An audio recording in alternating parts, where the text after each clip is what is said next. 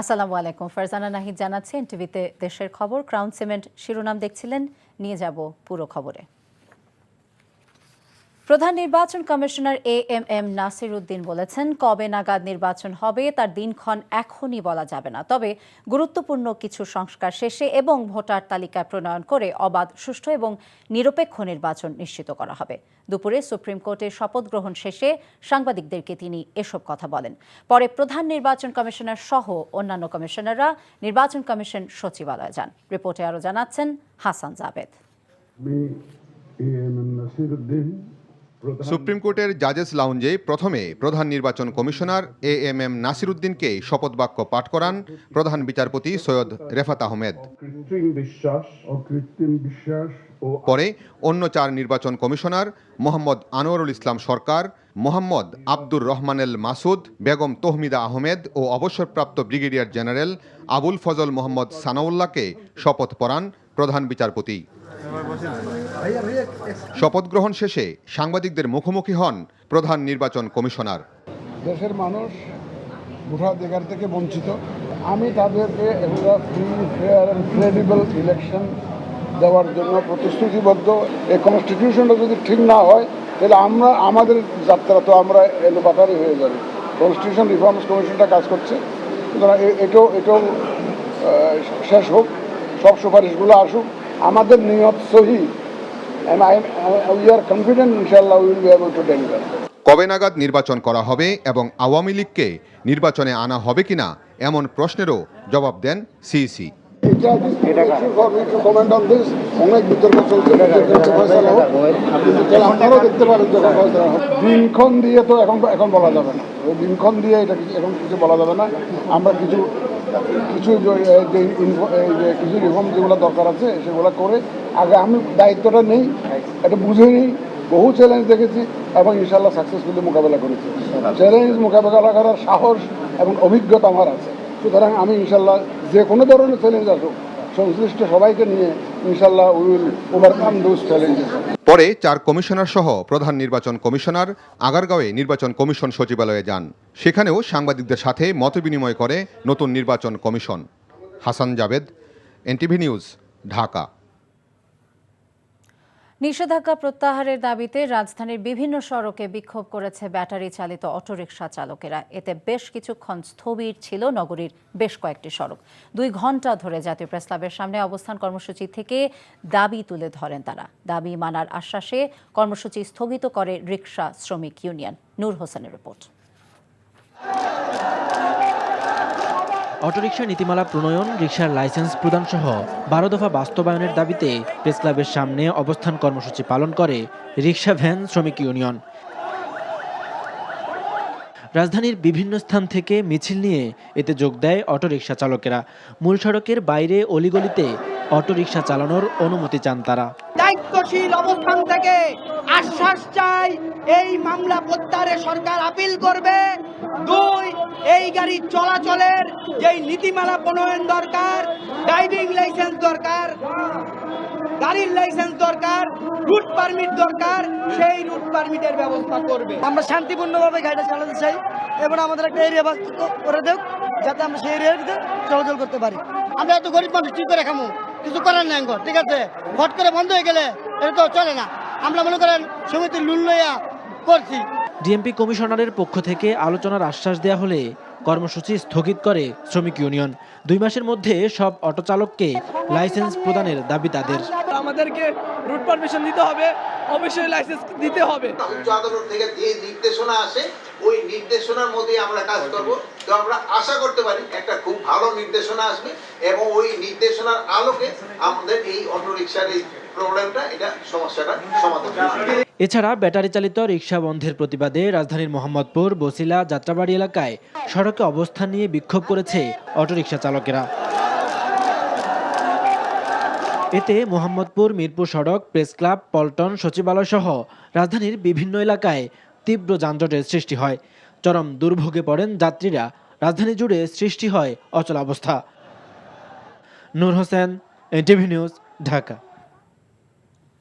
জাহাঙ্গীরনগর বিশ্ববিদ্যালয়ের শিক্ষার্থী রাঁচি নিহতের ঘটনায় শিক্ষার্থীদের দেওয়া 11 দফা দাবির বেশিরভাগ আগামী 2 দিনের মধ্যে বাস্তবায়নের আশ্বাসে বিশ্ববিদ্যালয়ের শাটডাউন কর্মসূচি স্থগিত করেছে আন্দোলনরতরা। এর আগে সকাল থেকে বিশ্ববিদ্যালয়ের বিজনেস স্টাডিজ অনুষদে তালা দিয়ে এই কর্মসূচি শুরু করেন শিক্ষার্থীরা। পরে নতুন প্রশাসনিক ভবনের ফটকে তালা ঝুলিয়ে অবস্থান নেন শিক্ষার্থীরা। এ সময় রাঁচি নিহতের ঘটনায় দায়ী রিকশা চালককে দ্রুত গ্রেফতার করে দৃষ্টান্তমূলক শাস্তির দাবি জানানো হয়।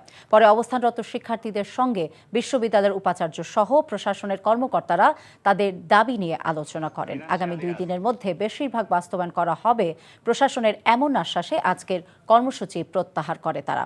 এদিকে 7 দিনের কর্মসূচির অংশ হিসেবে আজও বিজনেস স্টাডিজ অনুষদ এবং 53 ব্যাচের সকল বিভাগের ক্লাস পরীক্ষা বন্ধ রয়েছে। বান্দরবানের রুমা উপজেলায় পাহাড়ের গহীন জঙ্গলে সেনাবাহিনীর সঙ্গে পাহাড়ের সশস্ত্র সংগঠন কুকি-চিন ন্যাশনাল ফ্রন্টের গোলাগুলি হয়েছে। এ সময় বন্দুকযুদ্ধে কেএনএফের 3 জন সদস্যের মৃত্যু হয়েছে। বিষয়টি নিশ্চিত করেছে আইএসপিআর। আইনশৃঙ্খলা বাহিনী জানায়, সকালে রুমা উপজেলার অদূরে জঙ্গলে কেএনএফের একটি গোপন আস্তানায় অভিযান চালায় সেনাবাহিনী। অভিযানে সেনাবাহিনীর উপস্থিতি টের পেয়ে গুলি ছোড়ে সন্ত্রাসীরা। এ সময় সেনাবাহিনীর সদস্যরা গুলি চালালে উভয়ের মধ্যে বন্দুকযুদ্ধ হলে অস্ত্রধারীরা পিছু হটে। পরে আস্তানা থেকে অস্ত্রধারীদের ব্যবহৃত অস্ত্র এবং অন্যান্য সরঞ্জামাদি উদ্ধার করে সেনাবাহিনী। বন্দুকযুদ্ধে কেএনএফের অস্ত্রধারী 3 জন সদস্য নিহত হয়। নিহতদের পরিচয় এখনও জানা যায়নি।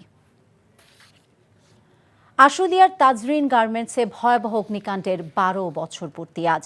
সেদিনের ভয়াবহ অগ্নিকাণ্ডে প্রাণ হারান 111 জন শ্রমিক। সকালে সাভারের ইয়ারপুর ইউনিয়নের নিশ্চিতপুর এলাকায় পুড়ে যাওয়া তাজরিন গার্মেন্টসের সামনে বিক্ষোভ মিছিল বের করেন নিহত শ্রমিকদের পরিবার এবং আহতরা। তাজরিন গার্মেন্টস মূল ফটক বন্ধ থাকলে গেট খুলে ভেতরে প্রবেশ করেন তারা। পরে সেখানে অস্থায়ী বেদিতে নিহতদের স্মরণে ফুল দিয়ে শ্রদ্ধা জানান। এ সময় বিভিন্ন শ্রমিক সংগঠন এবং শিল্প পুলিশের পক্ষ থেকেও শ্রদ্ধা নিবেদন করা হয়। এ সময় তারা তাজরিন গার্মেন্টসের মালিক দেলোয়ার হোসেনের বিচারের দাবি জানান।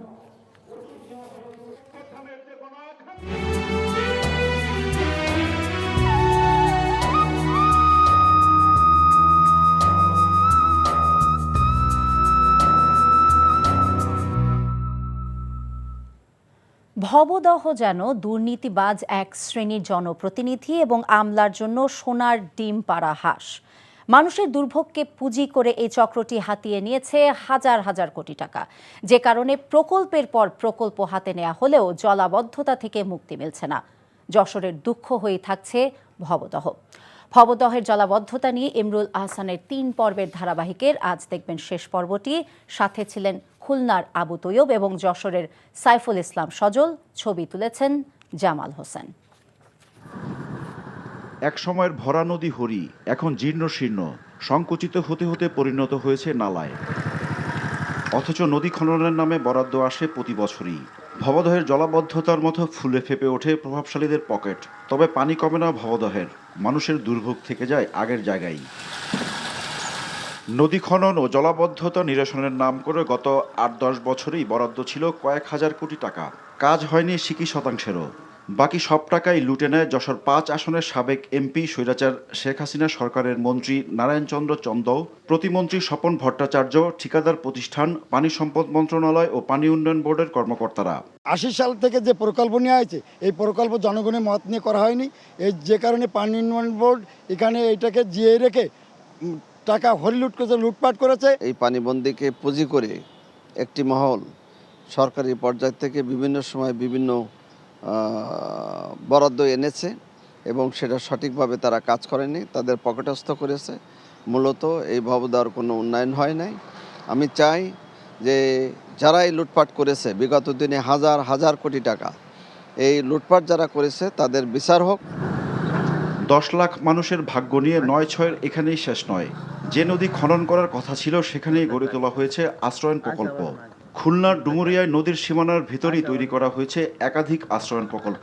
এছাড়া নদীর জায়গা দখল করে 20টির ওপর ইটভাটা স্থাপন করেছে প্রভাবশালী এক চক্র। এলাকাবাসীর অভিযোগ, ইটভাটা নিয়ন্ত্রণ করে খুলনা 5 আসনের সাবেক এমপি, বিগত সরকারের ভূমিমন্ত্রী নারায়ণচন্দ্র চন্দ ও তার ছেলে বিশ্বজিৎ। ভুক্তভোগীরা বলছেন, ইটভাটা রক্ষায় আশ্রয়ণ প্রকল্প নিয়ে আসেন নারায়ণচন্দ্র। সুইচ গেটের ওই পাশে যান, তাহলে দেখবেন যে 60 কিলোমিটার নদী আপনার ভরাট হয়ে গেছে। সেই নদীর ভিতরে 25টা ইটের ভাটা হয়েছে এবং 5টা সরকারি পরিকল্পনায় আশ্রয়ণ প্রকল্প হয়েছে। এটা কিভাবে হতে পারে? এটা তো একটা দুর্বৃত্ত চক্র ছাড়া, সরকারের প্রত্যক্ষ সহযোগিতা ছাড়া লুটপাটে এটা হতে পারে না। ফলে এদিকে স্বপন ভট্টাচার্য, ওদিকে নারায়ণবাবু। ভবনের জলাবদ্ধতা জিইয়ে রাখতে ঘের মালিকদের চক্রান্তের অভিযোগ দীর্ঘদিনের। তাদের স্বার্থ রক্ষা করতেই পানি সম্পদ মন্ত্রণালয়ের তৎকালীন সচিব কবির বিন আনোয়ার 2018 সালে ভবদহ অঞ্চলকে জলাভূমি ঘোষণা করেন বলে অভিযোগ স্থানীয়দের। টিআরএম বাতিল করে পানি নিষ্কাশনের জন্য নেওয়া হয় সেচ পাম্প প্রকল্প। আমাদের 27 টেবিলের পানি এই সেচ পাম্প দিয়ে যাওয়া সম্ভব না। এটা একটা ভেলকিবাজি। বড় বড় কর্তৃপক্ষ তারা লাভবান হয়, জলবদ্ধতার কারণে কিছু ঘের ব্যবসা করে, তারা পানি হলে তাদের ঘেরের ব্যবসা বাণিজ্য ভালো হয়। লোক দেখানো প্রকল্প হাতে নিয়ে বছরের পর বছর ভবদহে জলবদ্ধতা জিইয়ে রাখা হয়েছে লুটপাটের স্বার্থে। গেল 15 বছরে যার ফায়দা নিয়েছে স্থানীয় আওয়ামী লীগের প্রভাবশালী নেতা, পানি উন্নয়ন বোর্ড আর পানি সম্পদ মন্ত্রণালয়ের কর্মকর্তারা। হাতিয়ে নিয়েছে 1000 কোটি টাকারও বেশি। Imrul Ahsan, NTV news, Monirampur, Jessore. বগুড়ার শেরপুরে আলুর বীজ সংকট এবং সারের দাম বৃদ্ধিতে ক্ষুব্ধ চাষিরা ইতোমধ্যে একাধিক প্রতিবাদ কর্মসূচি পালন করেছেন তারা। আলু চাষিদের অভিযোগ, ডিলারদের কাছ থেকে বীজ সংগ্রহে নানা হয়রানির শিকার হচ্ছেন তারা। তবে বিএডিসি এবং কৃষি সম্প্রসারণ অধিদপ্তর বলছে বীজ ও সারের ঘাটতি নেই। এক শ্রেণীর অসাধু ব্যবসায়ীদের কারসাজিতে সংকট দেখা দিয়েছে। তাদের বিরুদ্ধে আইনি ব্যবস্থা নেওয়া হবে। এমদাদুল হকের ক্যামেরায় বগুড়া থেকে আতিকুর রহমান সোহাগের পাঠানো রিপোর্ট। উৎপাদনের দিক থেকে ঘাটতি না থাকার পরও বাজারে অস্থিরতার কারণে দীর্ঘদিন ধরে নিত্যপণ্যটির দাম ঊর্ধ্বমুখী। এর প্রভাব পড়েছে আলু বীজের দামেও। দেশে আলু উৎপাদনে অন্যতম শীর্ষ জেলা বগুড়া। এখানকার শেরপুরে চলছে মাঠ পরিচর্যা, চাষাবাদ। ব্যস্ত সময় পার করছেন আলু চাষিরা, কিন্তু তারা জিম্মি কিছু অসাধু ব্যবসায়ীর কাছে। অধিক দামে কিনতে হচ্ছে বীজ, সার। এতে ক্ষুব্ধ চাষিরা। তাদের অভিযোগ, তৈরি করা হয়েছে কৃত্রিম সংকট। বিগত বছরের তুলনায় এবার বিঘা প্রতি বেশি গুনতে হচ্ছে অন্তত 20,000 টাকা। গতবার কিনছে 2800-3000, এবার কিনা লেগেছে 4000, 5000। আপনার কাছে মনে করেন যে 500 বস্তা মাল আছে, ঠিক করতে যে আমার কাছে 50 বস্তা আছে বাবা, তাতে বস্তাকে 100 টাকা বেশি দেওয়া লাগে। আমরা যে বীজ চাচ্ছি সেটা পাচ্ছি না, ব্রাকের বীজ চাচ্ছি পাচ্ছি না। আবার টাকা বেশি আপনার আয় কেনা হচ্ছে আপনার 3000-3500 টাকার মতন 40 কেজি প্যাকেট কেনা হচ্ছে। এইবার সে আলু 4500 থেকে 5000 টাকা। আলুর বীজ আসলো আগে 3000 টাকা, এখন চাচ্ছে 5000 টাকা, 4500 টাকা। এখন 40 কেজি বীজ পাওয়া যাচ্ছে না, বীজের সংকট দেখা দিচ্ছে। এ অবস্থায় কোনো কোনো ডিলার উধাও। ব্যবসা প্রতিষ্ঠান কিংবা তাদের বাসাতেও দেখা পায় না আলু চাষিরা। তবে কৃষি সম্প্রসারণ অধিদপ্তরের উপপরিচালক বলছেন, বীজ ও সারের কোনো সংকট নেই। আমাদের বিএডিসির বীজ ডিলার, তারা সরকার নির্ধারিত বা বেসরকারি কোম্পানির যে নির্ধারিত বীজ, তাদের সেই মূল্যের অতিরিক্ত দামে তারা যেন বিক্রি করতে না পারে, এজন্যই কিন্তু আমাদের উপজেলা পর্যায়ের কর্মকর্তা, কৃষি বিভাগের কর্মকর্তা, প্রশাসন, ভোক্তা অধিকার, তারা কিন্তু সার্বক্ষণিক বাজার মনিটরিং করছেন এবং প্রয়োজনীয় ক্ষেত্রে তারা কিন্তু মোবাইল কোর্টও পরিচালনা করছেন। সংকট রোধে কার্যত ব্যবস্থা না হওয়ায় মহাসড়ক অবরোধ সহ বিভিন্ন প্রতিবাদ কর্মসূচি পালন করছেন আলু চাষিরা। NTV news desk. চট্টগ্রামে চাকুরিতে পুনর্বহালের দাবিতে ইসলামী ব্যাংক সহ 3টি ব্যাংকের কর্মচারীরা মইজ্জারহাট সড়ক অবরোধ করে। এই সময় বন্ধ হয়ে যায় চট্টগ্রাম কক্সবাজার সড়কে যান চলাচল। আন্দোলনকারীরা জানান, কর্মীদের কোনো ধরনের আগাম নোটিশ না দিয়ে বিনা কারণে তাদের চাকরিচ্যুত করা হয়েছে। এর প্রতিবাদ করার পাশাপাশি মানবিক আবেদন জানিয়ে সকাল থেকে শান্তিপূর্ণভাবে এই কর্মসূচি পালন করেছে তারা। এক পর্যায়ে পুলিশকে 2 ঘণ্টা পর অবরোধকারীদের সড়ক থেকে সরিয়ে দেওয়া হয়।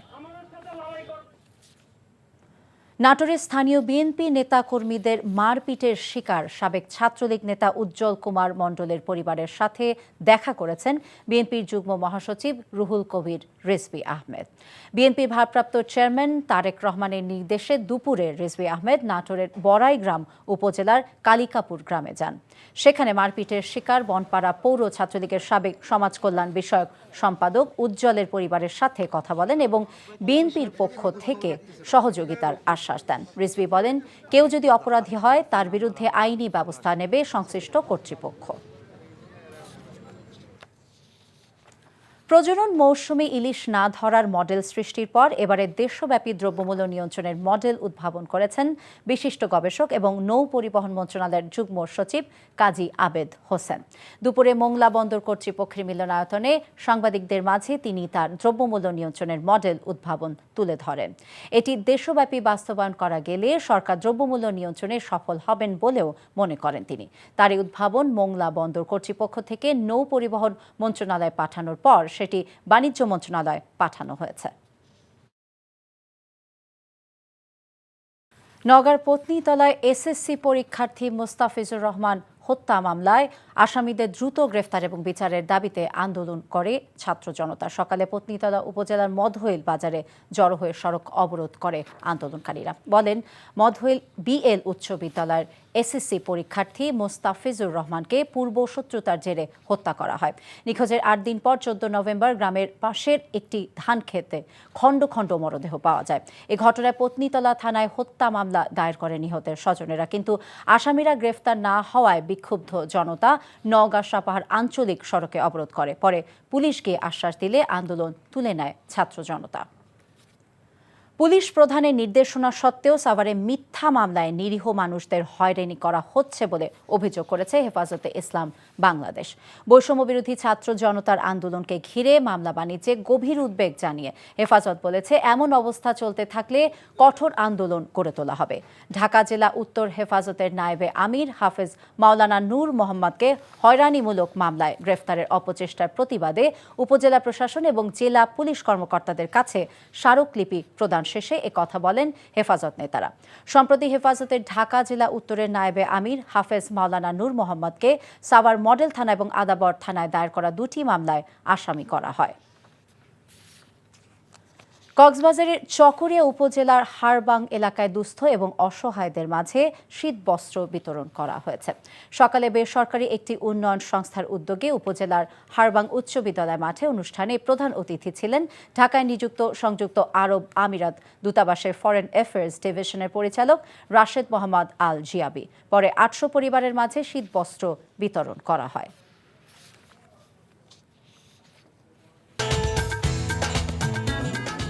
এই ছিল দেশের খবরে। এই খবরের ভিডিও আপডেট জানতে ভিজিট করুন এনটিভি অনলাইন www.ntvbd.com। এছাড়া এনটিভি জনপ্রিয় সব অনুষ্ঠান এবং খবরের আপডেট জানতে ভিজিট করুন আমাদের ইউটিউব এবং ভেরিফাইড ফেসবুক পেজ। 6টায় ইভিনিং নিউজ দেখার আমন্ত্রণ রইল। সবাইকে ধন্যবাদ।